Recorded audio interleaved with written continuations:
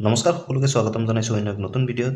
আজি হ'ল 1 এপ্ৰিল আৰু 1 এপ্ৰিল তাৰিখে মুখ্যমন্ত্ৰী মহিলা উদ্যমিতা অভিযান আঁচনিৰ যি 10,000 টকা সেইটো দিয়াৰ কথা আছে। তো আপোনালোকৰ সোমাইছে নে নাই সেইটো আপোনালোকে কেনেকে গম পাব বা আপোনালোকৰ কেতিয়া সোমাব বা যদি নোসোমায় আপোনালোকে কি কৰিব লাগিব সবিশেষ এইটো ভিডিঅ'ত আলোচনা কৰিম। যদি আপোনালোকৰ মেছেজ অহা নাই আপোনালোকে টেনচন কৰিব নালাগে, কি কৰিব লাগিব সেইটো এইটো ভিডিঅ'ত ডিসকাস কৰা হ'ব। আৰু আপোনালোকক লগত দেখুৱা হ'ব যে আমাৰ মুখ্যমন্ত্ৰী হিমন্ত বিশ্ব শৰ্মা ছাৰে কি ক'লে এই বিষয়ে তাকো আপোনালোকক দেখুৱাই দিম। তো আজি 1 এপ্ৰিল তাৰিখে বিহালীত শুভ উদ্বোধনী কৰা হ'ব আৰু এই শুভ উদ্বোধনীত 23,000 মহিলাকে 10,000 টকা দিয়া হ'ব আৰু এইটো হ'ল প্ৰথম পৰ্যায়।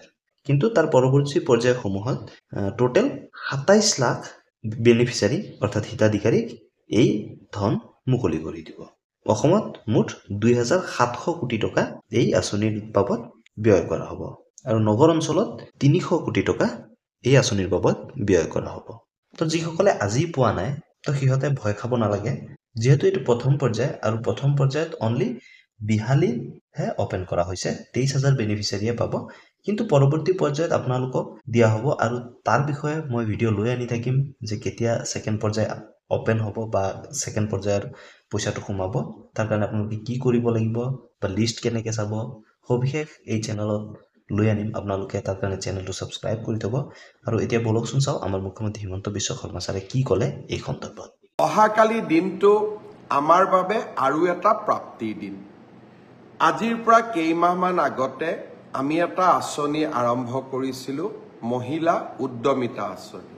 অৰ্থাৎ অসমৰ আত্মসহায়ক গোটৰ সদস্যসকলক ব্যক্তিগতভাৱে উপাৰ্জনমুখী কামত জড়িত কৰিবলৈ 10,000 টকাকৈ আমি সহায় কৰিম। এই 10,000 টকাৰ সদব্যৱহাৰ হলে ভৱিষ্যতে আমি 25,000 টকা আৰু 25,000 টকাও উৎপাদনমূলক কামত ব্যয় কৰিলে ভৱিষ্যতলৈ বেংকৰ সৈতে 50,000 টকা। যেতিয়া মই এই আঁচনিটোৰ কথা কৈছিলো, মহিলা সমাজে অত্যন্ত উৎসাহেৰে আগবাঢ়ি আহিছিল। আঁচনিটো ৰূপায়ণৰ নীতি নিয়ম পালন কৰোঁতে কিছু সময় লাগিলে। কংগ্ৰেছে উলিয়াই দিলে যে মুখ্যমন্ত্ৰী এনেই কৈছে, মহিলাসকলক ঠগালে, মহিলাসকলক পইচা কেতিয়াও নিদিয়ে। অহাকালি বিহালীত এই আঁচনিটোৰ আমি শুভ উদ্বোধন কৰিম। বিহালীত 23,000 মহিলাই এই আঁচনিটোৰ প্ৰথম পৰ্যায়ৰ 10,000কৈ টকা লাভ কৰিব। এই আঁচনিটোৰ জৰিয়তে অসমৰ আমি 27 লাখ মহিলাক 10,000 টকাকৈ প্ৰদান কৰিম, 2,700 কোটি টকা।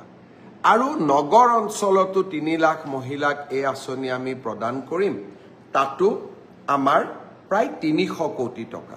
অৰ্থাৎ আমাৰ আই মাতৃসকলক উৎপাদনমুখী আৰু মহিলা সবলীকৰণৰ দিনত কালি আকৌ এটা বিশাল পদক্ষেপ। অৰুণোদয়ৰ পিছত মহিলা সবলীকৰণৰ ক্ষেত্ৰত অসমে অহাকালি আৰু এটা শক্তিশালী খোজ পেলাব। বিহালীৰ কালি সভাখনৰ বাবে নিশাটো অপেক্ষা কৰিম। মই সকলো আই মাতৃসকলক শুভকামনা জনাইছো।